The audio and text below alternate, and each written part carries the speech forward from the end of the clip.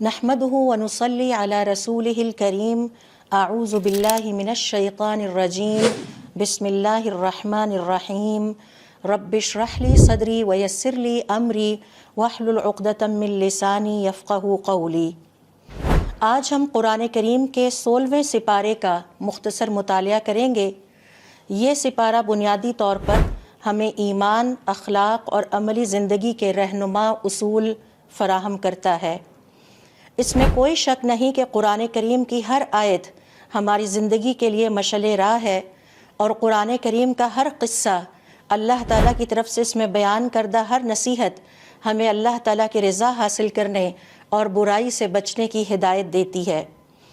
آج اس سپارے میں بھی ہم دیکھیں گے کہ اللہ رب العزت نے کس طرح مختلف قصوں کے ذریعے سے ہمارے لیے ہدایت کے پیغام کو اور ہدایت کے راستے کو مزید واضح کر دیا ہے، اور اس طرح ہم دیکھیں گے کہ یہ جو قصے ہیں ان کا تعلق ہمارے روزمرہ کے اعمال، رویوں اور اخلاقیات کے ساتھ جڑا ہوا ہے۔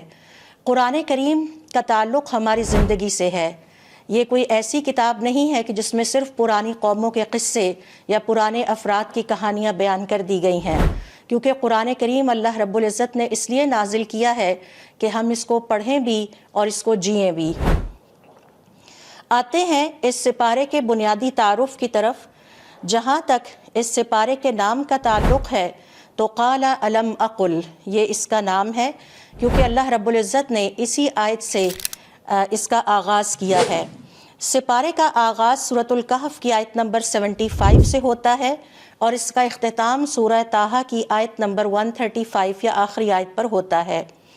16ویں سپارے میں جو شامل صورتیں ہیں ان کی تعداد 3 ہے۔ سورۃ الکہف کا بقیہ حصہ اس سپارے میں بیان کیا گیا ہے۔ سورہ مریم اور سورہ طٰہٰ مکمل طور پر اس سپارے میں آتی ہیں۔ سپارے کے بنیادی موضوع کیا ہے اور قرآن کریم کے موضوع کے ساتھ اس کا کیا تعلق ہے؟ 16ویں سپارے میں اللہ رب العزت نے ایمانداری، تقوی، صبر اور اللہ تعالیٰ پر اعتماد کے موضوعات پر زور دیا ہے، کیونکہ جب ہم اللہ تعالیٰ کی ہدایت کے راستے پر چلنے کا فیصلہ کرتے ہیں تو اس کے لیے ہمیں بہت زیادہ صبر کی ضرورت ہے، اور اس کے لیے تقوی کی ضرورت ہے، اور اللہ تعالیٰ پر اعتماد کرنے کی ضرورت ہے۔ یہی وجہ ہے کہ اس سپارے میں انبیاء کے قصے بیان کیے گئے ہیں کہ کس طرح جب انہوں نے اللہ تعالیٰ کی ہدایت کے راستے پر چلنے کا فیصلہ کیا تو انہیں صبر کرنا پڑا، کیونکہ انہیں اپنی زندگی میں بہت ساری مشکلات پیش آئیں، اور ان میں خواتین بھی شامل ہیں، جیسے کہ حضرت مریم علیہ السلام کا قصہ، اور پھر مخصوص قوموں کی کہانیاں اس میں یا قصے بیان کیے گئے ہیں، اور ان کی کامیابی یا ناکامی کو واضح کیا گیا ہے تاکہ ہم ان قصوں سے عبرت حاصل کریں، اپنی اصلاح کر سکیں، اور دنیا کا یہ وقت جو اللہ رب العزت نے زندگی کی شکل میں ہمیں دیا ہے اسے ضائع نہ کریں، بلکہ اسے اپنی آخرت بنانے پر صرف کریں۔ اس سپارے کا قرآن کریم کے عمومی موضوع سے تعلق یہ ہے کہ قرآن کریم کا بنیادی مقصد انسانوں کو ہدایت کی راہ دکھانا ہے۔ یہ ہدایت نامہ ہے، اور یہ ہمیں سکھاتا ہے کہ اللہ تعالیٰ کی رضا کے مطابق زندگی گزارنے کی رہنمائی کیسے ہوتی ہے۔ 16واں سپارہ ہمیں یہ سکھاتا ہے کہ اللہ تعالیٰ کی ہدایت پر عمل کرنا اور ہدایت کے راستے پر چلنا ہی سب سے بڑی فلاح ہے اور کامیابی ہے۔ ہمارے فرائض میں یہ شامل ہے کہ ہم برائی سے بچیں اور نیکی اختیار کریں۔ صبر اور شکر گزاری کے ساتھ ہمیں یہ سفر طے کرنا ہوگا۔ ہم سب حالت سفر میں ہیں، اور یہ سفر تب ختم ہوگا جب ہم اللہ رب العزت کے سامنے اپنے اعمال کے لیے جواب دہ ہو کر کھڑے ہوں گے۔ ایمان کی بنیاد صرف الفاظ پر نہیں ہے، محض زبان سے لا الہ الا اللہ کہنا کافی نہیں ہے، بلکہ ایمان کی بنیاد عمل صالح پر بھی ہے۔ اللہ تعالیٰ کی مدد اور نصرت پر ہمیں کامل بھروسہ رکھنا چاہیے۔ یہ سپارہ ہمیں یاد دلاتا ہے کہ ہر شخص کی زندگی میں آزمائشیں آتی ہیں اور آتی رہیں گی، لیکن ایمان اور نیکی کی راہ پر قائم رہنے والا ہمیشہ کامیاب ہوتا ہے۔ آئیے دیکھتے ہیں کہ اس سپارے کے بنیادی موضوعات کیا ہیں، اور اللہ رب العزت نے کس طرح ان موضوعات کو قصے بیان کر کے مزید تفصیل کے ساتھ واضح کیا ہے۔ سورۃ الکہف کا مطالعہ کرتے ہوئے ہم دیکھتے ہیں کہ 16ویں سپارے میں اللہ رب العزت نے ہمیں سورۃ الکہف میں چند فتنوں کے حوالے سے خاص طور پر آگاہ کیا ہے کہ ہمیں بھی ان امتحانات، آزمائشوں یا فتنوں سے اپنی زندگی میں سابقہ پڑ سکتا ہے۔ سب سے پہلا فتنہ ہے نوجوانوں کا قصہ، جو فتنہ دین، یعنی جن کے دین اور ایمان کا امتحان اللہ تعالیٰ نے لیا۔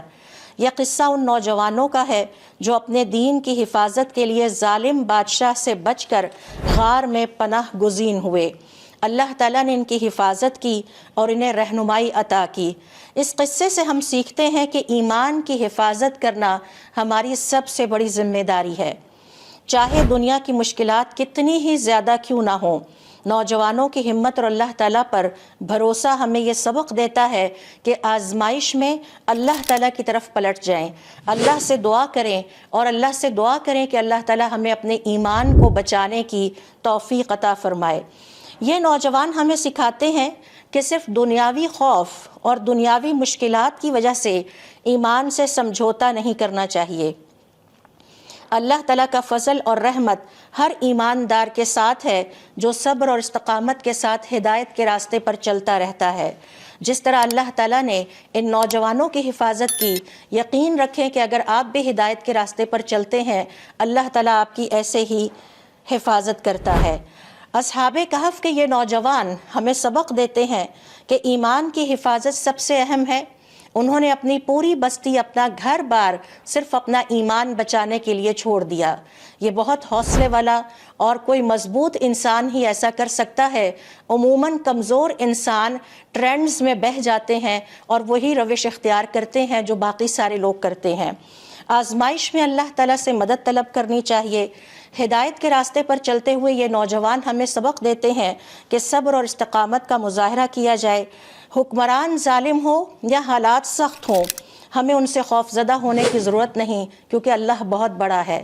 اگر وہ ہمارے ساتھ ہے تو دنیا کی سب سے بڑی طاقت ہمارے ساتھ ہے۔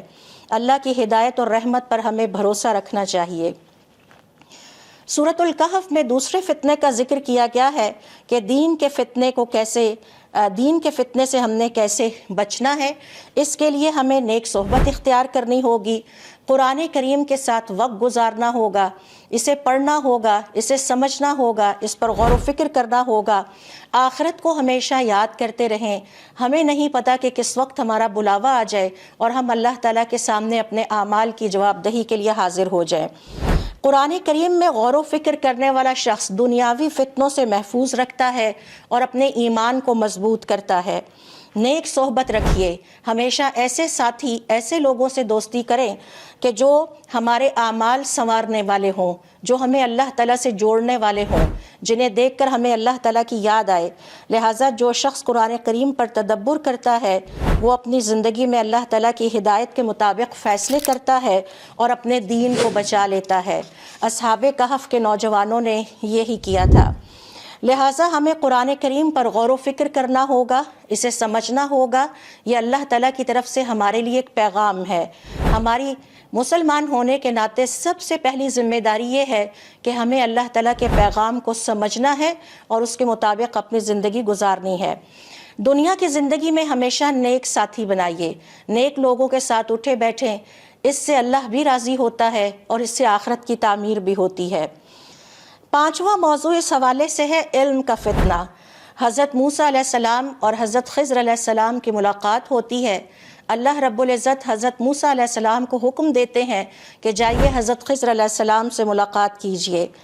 اس واقعے سے ہمیں یہ سبق سیکھنے کو ملتا ہے کہ علم صرف معلومات کا نام نہیں ہے، بلکہ علم کے ساتھ ساتھ ہمیں عاجزی اختیار کرنی چاہیے۔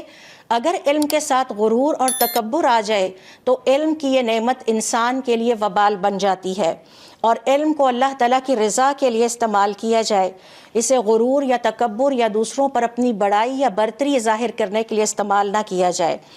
حقیقی علم کے ساتھ ساتھ ہمیں بہترین اخلاق کا مالک ہونا چاہیے اور صبر والا ہونا چاہیے۔ علم کا مقصد انسان کو اللہ تعالیٰ کے قریب لانا ہے۔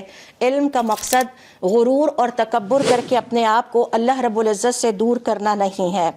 لہٰذا علم اگر اللہ رب العزت عطا فرمائے تو حضرت موسیٰ علیہ السلام اور حضرت خضر علیہ السلام کے واقعے سے ہم یہ سیکھتے ہیں کہ علم کے ساتھ عاجزی کا اختیار کرنا بہت ضروری ہے، اخلاق بہت اچھے ہونے چاہیے، اور علم کو عمل کے لیے استعمال کریں، جو کچھ بھی ہم سیکھیں اس پر عمل کریں، اور صبر اور تحمل کے ساتھ ہی علم کو سیکھا جا سکتا ہے، اور علم کا سیکھنا بھی اللہ رب العزت کی رضا کے مطابق ہونا چاہیے۔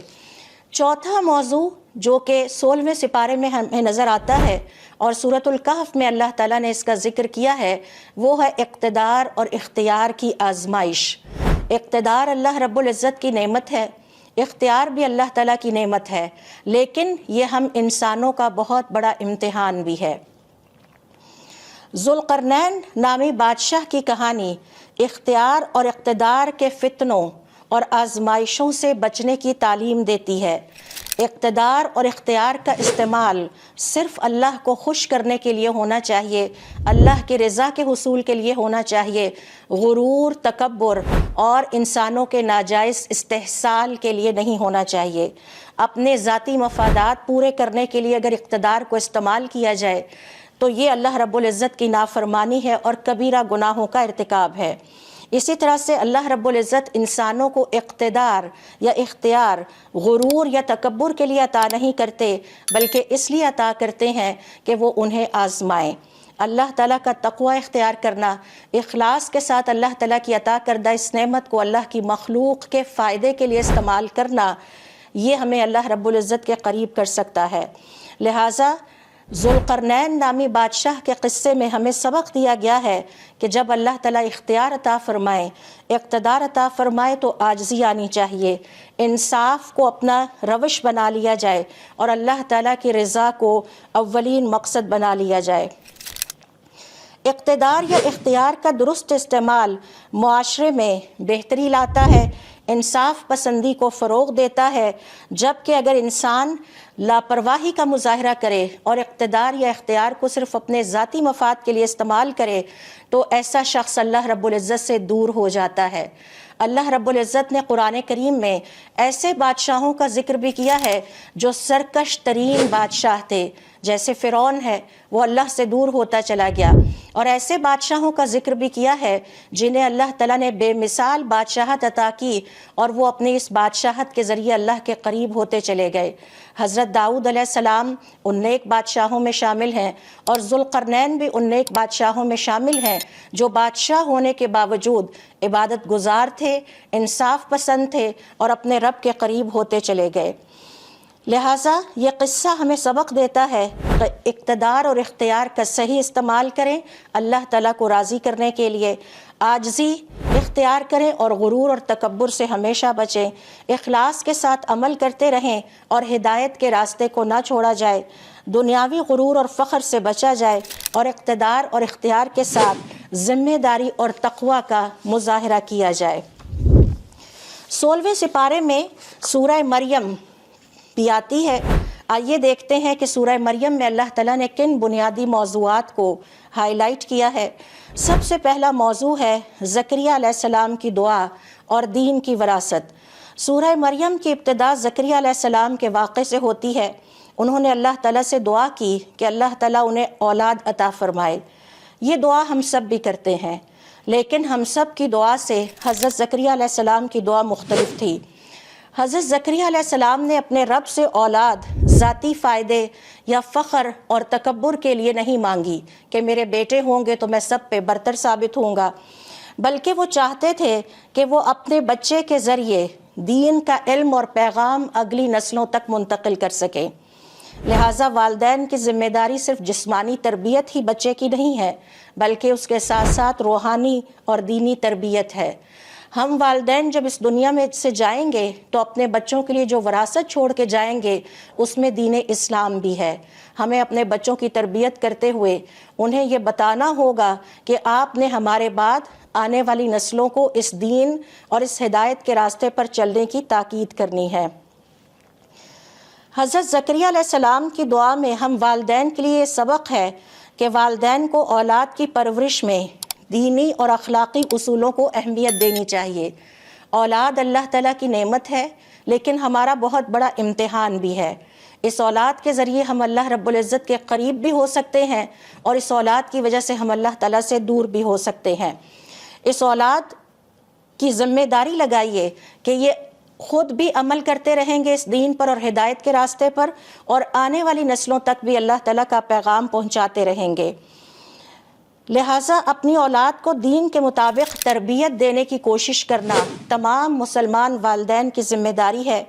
دعا میں ہمیشہ اللہ تعالیٰ سے ہدایت اور خیر بھی مانگے، صرف دنیاوی خواہشات ہی نہ مانگے۔ والدین کی دعا اولاد کی زندگی میں مثبت اثر ڈالتی ہے۔ حضرت زکریا علیہ السلام نے انتہائی خلوص کے ساتھ، انتہائی اخلاص کے ساتھ اللہ رب العزت سے جو دعا مانگی، اللہ تعالیٰ نے ان کی دعا کو پورا کیا اور ان کو ایک انتہائی نیک، فرما بردار اور نبی بیٹا عطا فرمایا۔ تو میری اور آپ کی دعاؤں میں بحیثیت والدین بہت اثر ہے۔ اپنی اولاد کے لیے ہمیشہ خیر اور ہدایت کی دعا مانگیں۔ پھر اسی طرح سے اگلا موضوع ہے حضرت مریم علیہ السلام اور حضرت عیسیٰ علیہ السلام کی معجزانہ پیدائش۔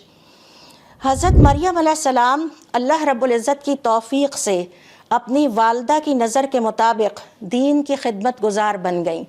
ان کی والدہ نے بھی اولاد مانگی اور دعا کی کہ اللہ تعالیٰ مجھے ایسی اولاد عطا فرما جو تیرے دین کی خدمت کرنے والی ہو۔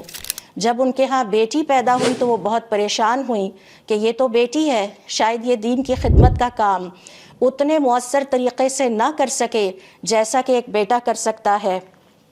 لیکن اس کے باوجود اللہ رب العزت نے اولادوں کے لیے حضرت مریم علیہ السلام کی مثال بیان کی ہے کہ وہ ایک نیک اولاد تھیں۔ انہوں نے اپنی والدہ کی خواہش کا احترام کیا اور اپنے آپ کو اللہ تعالیٰ کی عبادت کے لیے ڈیڈیکیٹ کر دیا۔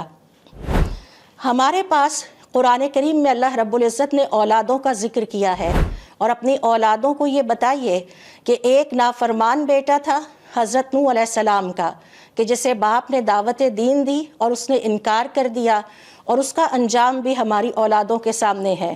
اور دوسری طرف ایک نیک بیٹی تھیں کہ جب انہیں ان کی والدہ نے بتایا کہ میں نے آپ کی پیدائش سے پہلے یہ نظر مانی تھی کہ اللہ تعالیٰ مجھے جو اولاد بھی عطا کرے گا وہ دین کی خدمت کے لیے وقف کروں گی، تو بیٹی نے اپنے والدین کی اس خوبصورت خواہش کا احترام کیا، اور روایات کے مطابق وہ صرف 17 سال کی تھیں، وہ مسجد اقصیٰ کے ایک گوشے میں دن رات بیٹھ کر اللہ تعالیٰ کی عبادت کرتی رہتی، خادمہ دین بن گئیں، اور اللہ تعالیٰ نے ان کے ذریعے حضرت عیسیٰ علیہ السلام کو پیدا فرمایا۔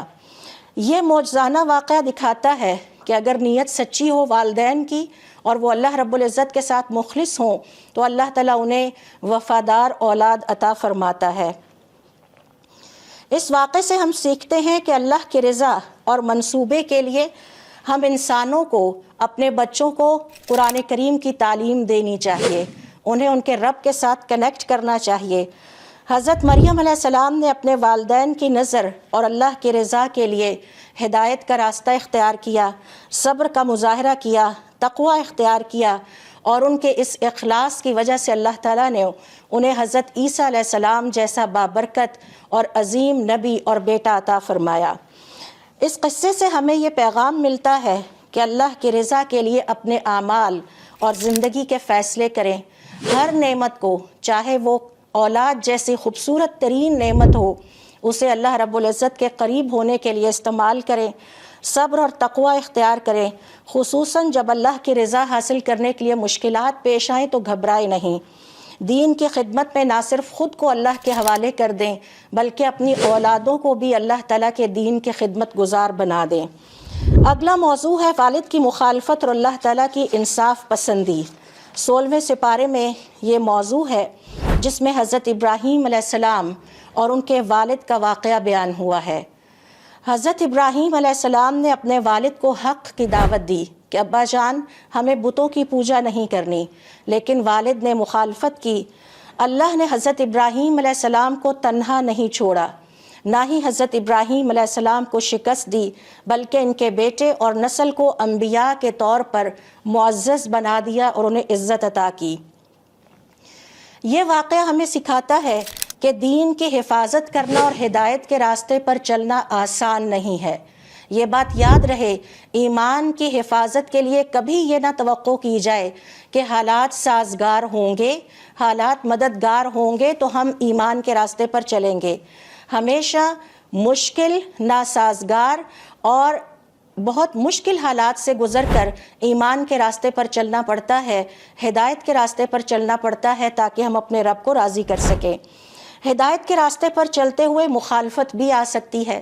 حضرت ابراہیم علیہ السلام کو اپنے والد کی مخالفت کا سامنا بھی کرنا پڑا، حضرت ابراہیم علیہ السلام کو اپنے خاندان کی مخالفت کا سامنا بھی کرنا پڑا، لیکن وہ ڈٹے رہے۔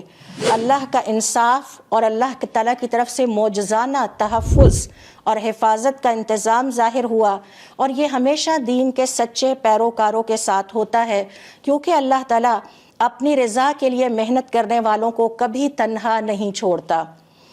دین کی راہ میں مخالفت یا رکاوٹوں سے ڈرنا نہیں چاہیے۔ اللہ تعالیٰ پر اعتماد رکھیں، وہ ہر مومن کے ساتھ ہوتا ہے۔ اپنی نسل اور اپنے معاشرے میں دین کی صحیح تعلیم کو برقرار رکھیں تاکہ اللہ تعالیٰ کا پیغام زندہ رہے اور قیامت والے دن ہمارا شمار اللہ والوں میں ہونا چاہیے۔ اگلا موضوع ہے انبیاء کی خواہش دین کی وراثت۔ حضرت موسیٰ علیہ السلام اور ان کے بھائی حضرت ہارون علیہ السلام کا قصہ۔ تمام انبیاء کی زندگیوں کا جب یہ مطالعہ کیا جائے تو ان کی زندگی کی ایک نمایاں خصوصیت یہ ہے کہ وہ دین کی وراثت کو ہر حال میں اپنے پیاروں اور اپنی اگلی نسلوں تک منتقل کرنے کی نیت رکھتے تھے اور اس کے لیے اللہ تعالیٰ سے دعا کرتے تھے۔ حضرت موسیٰ علیہ السلام اور ان کے بھائی حضرت ہارون علیہ السلام نے قوم کی رہنمائی کرتے ہوئے دین اور شریعت کی حفاظت کو یقینی بنایا۔ حضرت موسیٰ علیہ السلام نے اللہ رب العزت سے دعا کی کہ اللہ تعالیٰ میرے بھائی کے دل کو بھی بدل دے اور اسے اس مشن میں میرا مددگار بنا دے۔ اس سے شاندار کوئی بھائی نہیں ہو سکتا جو کہ اپنے بھائی کی صرف دنیا ہی نہیں بلکہ آخرت سنوارنے کے لیے بھی اللہ سے دعا کرتا ہے۔ کیا ہم اپنے بہن بھائیوں کے لیے ایسی دعائیں کرتے ہیں کہ اللہ تعالیٰ ان کے دل کو بدل دے، وہ ہدایت کے راستے پر آ جائیں اور اپنی آخرت کو تباہ ہونے سے بچا لیں؟ اس واقعے سے ہمیں سبق ملتا ہے کہ لیڈرشپ یا قیادت صرف ذاتی عبادت نہیں ہے، بلکہ لیڈرشپ کی یہ ذمہ داری ہے کہ وہ اپنی امت کو دین کی تعلیم دیں۔ حضرت موسیٰ علیہ السلام کے پاس جو پیغام اللہ تعالیٰ کی طرف سے ہدایت کا آیا وہ انہوں نے نہ صرف اپنے بھائی سے شیئر کیا بلکہ اپنے بھائی کے لیے اللہ تعالیٰ سے دعا کی کہ اللہ تعالیٰ میرے بھائی کو بھی اس مشن میں میرا مددگار بنا دے۔ کیا کبھی ہم نے بحیثیت والدین اپنی اولادوں یا اپنے اسٹوڈنٹس یا شاگردوں کے لیے یہ دعا کی ہے کہ اللہ تعالیٰ ان سب کو ہمارے مشن میں ہمارا مددگار بنا دے اور یہ ہدایت کے راستے پر چلنے لگیں؟ ہم دیکھتے ہیں کہ اس سپارے میں اللہ رب العزت نے مثالیں دی ہیں انبیاء کرام کی اور ان کے قصے بیان کر کے ہمیں سکھایا ہے کہ اگر ہم اپنی آنے والی نسلوں کی صحیح طریقے سے ان کی اصلاح کریں گے اور تربیت کریں گے جیسا کہ اللہ تعالیٰ نے ہم والدین سے مطالبہ کیا ہے تو اس سے ہمارے دین کی حفاظت ہوتی رہے گی۔ اور یہ بحیثیت والدین میری اور آپ کی ذمہ داری ہے کہ ہم اپنی اگلی نسلوں کو یہ شعور عطا کریں کہ جس دین پر آج ہم عمل کر رہے ہیں لوگوں تک پہنچاتے رہیں۔ پھر ہے اللہ رب العزت کی وحدانیت اور دین کی خود کفالت کا اعلان اللہ رب العزت نے کیا ہے۔ سورہ مریم میں اللہ تعالیٰ نے اپنی توحید کے موضوع کو ایک دفعہ پھر بہت تفصیل کے ساتھ بیان کیا ہے کہ اللہ تعالیٰ کا کوئی بیٹا نہیں ہے۔ یہ جو عیسائی حضرت عیسیٰ علیہ السلام کو کبھی خدا بنا دیتے ہیں اور کبھی اللہ تعالیٰ کا بیٹا بنا دیتے ہیں، یہ ایک غلط تعلیم ہے۔ اللہ تعالیٰ ایک ہے، ہمیں اللہ تعالیٰ کی توحید پر کاربند رہنا ہے، یہ ہدایت کی پہلی بنیاد ہے، اور اللہ تعالیٰ کے ساتھ کسی کو شریک نہیں ٹھہرانا۔ لہٰذا دین کو اللہ کی ذات اور حکمت کے ساتھ جوڑا جائے اور سمجھا جائے، غیر ضروری دنیاوی توقعات سے بچنے کی کوشش کی جائے اور اللہ تعالیٰ پر کامل اعتماد کیا جائے۔ پھر 16ویں سپارے میں سورہ طٰہٰ آتی ہے جس کے موضوعات کچھ اس طرح سے ہے کہ حضرت موسیٰ علیہ السلام کا قصہ اور ان کی مشکلات بیان کی گئی ہیں۔ 16ویں سپارے میں حضرت موسیٰ علیہ السلام کا ذکر بہت زیادہ آتا ہے۔ ان کی پیدائش، بچپن، فرعون کے ظلم و ستم کے دوران اللہ تعالیٰ کی مدد سے ان کی رہنمائی بیان کی گئی ہے۔ موسیٰ علیہ السلام کو اپنی قوم کو ہدایت کا راستہ دکھانے کا جو مشن سونپا گیا اس میں انہوں نے بہت ساری مشکلات اور رکاوٹیں برداشت کیں، لیکن ان کے صبر، اعتماد اور اللہ تعالیٰ پر توکل نے انہیں کامیابی عطا کی۔ یہ قصہ ہمیں سکھاتا ہے کہ اللہ کے راستے میں آنے والی مشکلات کے باوجود صبر کرتے رہنا اور ڈٹے رہنا یہی کامیابی کی کنجی ہے۔ حضرت موسیٰ علیہ السلام کے قصے میں یہ سبق ہے کہ اللہ نے انسان کے لیے مشکل حالات میں بھی آسانیاں پیدا فرماتا ہے، بشرط یہ کہ انسان اپنے ایمان اور صبر کو مضبوط رکھے۔ حضرت موسیٰ علیہ السلام کے تجربات ہمیں یہ سکھاتے ہیں کہ مشکلات صرف آزمائش ہیں، اور اللہ کی مدد ہمیشہ ان لوگوں کے ساتھ ہوتی ہے جو اللہ تعالیٰ کے بتائے ہوئے راستے پر چلتے رہتے ہیں۔ لہٰذا اللہ تعالیٰ پر بھروسہ رکھیے، چاہے مشکلات کتنی ہی بڑی کیوں نہ ہوں، صبر اختیار کریں، حوصلہ نہ ہاریں۔ کسی نیکی کے راستے میں رکاوٹ آئے تو مستقل مزاجی سے نیکی کے راستے پر چلتے رہیں، اللہ تعالیٰ کی مدد حاصل کرنے کے لیے دعا کریں، اور اللہ تعالیٰ کی مدد پر یقین رکھیں کہ اللہ تعالیٰ نیکی کے راستے پر چلنے والوں کی مدد کرتا ہے۔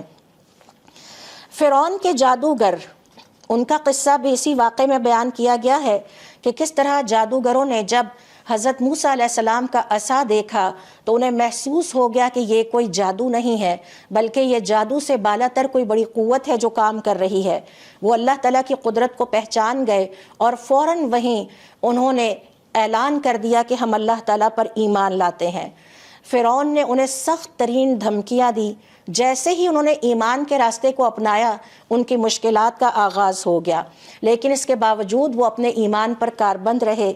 یہ قصہ ہمیں سکھاتا ہے کہ حق کو دیکھ کر ایمان فوراً لے آنا چاہیے، اور حق کو دیکھ کر ایمان لانے کے لیے بڑی ہمت چاہیے اور بڑا حوصلہ چاہیے، لیکن گھبرانا نہیں چاہیے۔ اگر اللہ تعالیٰ ہمارے ساتھ ہے جو سب سے بڑا ہے، تو پھر ہمیں باقی دنیا کی کسی چیز سے خوفزدہ نہیں ہونا چاہیے۔ یہ قصہ یہ بھی ظاہر کرتا ہے کہ ایمان کے لیے ہمیشہ حالات مشکل ہی رہیں گے، کیونکہ شیطان بہت ایکٹیو ہے، وہ مشکلات کھڑی کرتا رہے گا، لیکن اللہ کی مدد اور پختہ ارادے کے ساتھ اور صبر کے ساتھ ہمیشہ ہدایت کے راستے پر چلتے رہیں۔ ان جادوگروں کی مثال ہمیں یہ سکھاتی ہے کہ دنیا کی دھمکیوں اور خوف کے باوجود اپنے ایمان کو بچائیں اور ایمان کے راستے پر چلتے رہیں۔ اللہ تعالیٰ کی اطاعت کو اپنی زندگی کا ہمیں اصول بنانا ہے، گناہ اور نافرمانی کے کاموں کو فوراً ترک کرنا ہے، شیطان کے خیالات جو وہ ہمیں دیتا ہے وسوسے کی شکل میں، ان سے ہمیں اپنے آپ کو محفوظ رکھنا ہے۔ روزانہ کی عبادت اور اذکار کے ذریعے سے اللہ تعالیٰ سے روحانی قوت حاصل کرتے رہیں۔ ایک طرف ہمیں اپنی جسمانی قوت کا خیال رکھنا ہے تو دوسری طرف ہمیں اپنی روحانی قوت کا خیال رکھنا ہے۔ جب ہم 5 وقت کی نماز پابندی سے ادا نہیں کرتے، یا روزانہ کے اذکار نہیں کرتے، یا قرآن کریم کی تلاوت نہیں کرتے، تو گویا ہم اپنے لیے شیطان کو موقع دے رہے ہوتے ہیں کہ اب وہ ہم پر حملہ آور ہو جائے۔ تو روحانی قوت ہمیں اللہ رب العزت سے ملے گی اور شیطان ہم سے دور رہے گا۔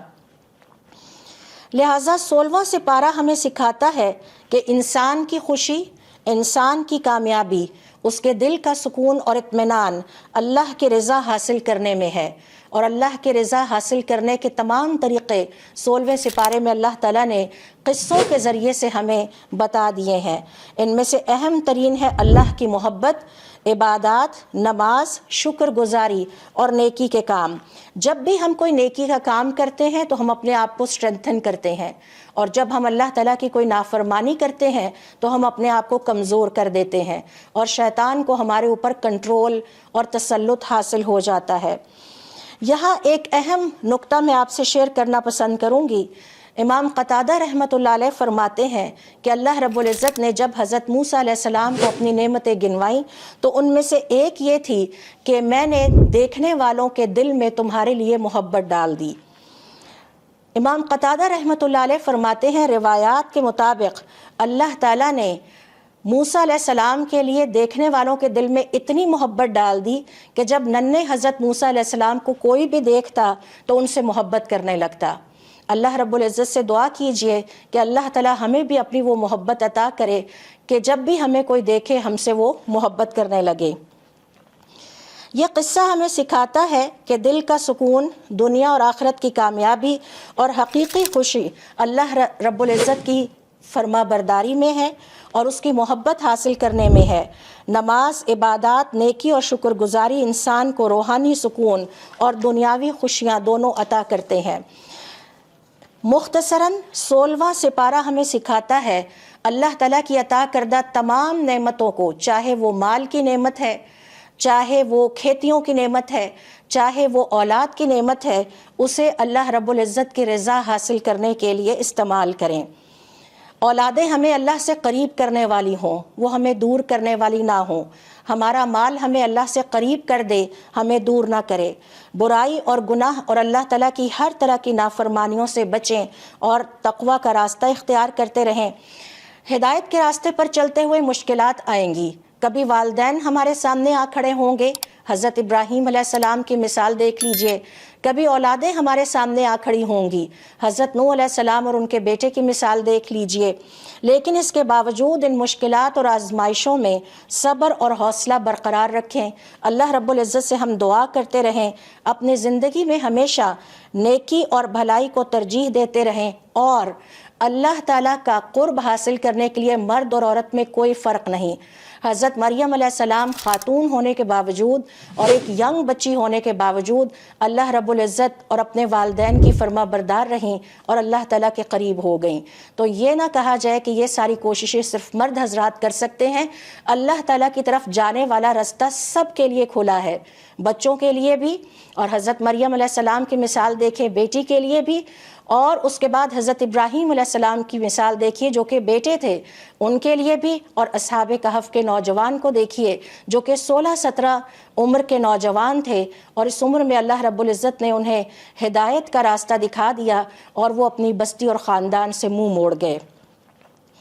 آئیے ہم سب اپنے دلوں کو صاف کرتے ہوئے اللہ تعالیٰ سے دعا کریں کہ وہ ہمیں قرآن کریم کو سمجھنے اور اپنی زندگی میں اس پر عمل کرنے کی توفیق عطا فرمائے۔ سبحانک اللہم و بحمدک اشہد ان لا الہ الا انت استغفرک و اتوب الیک۔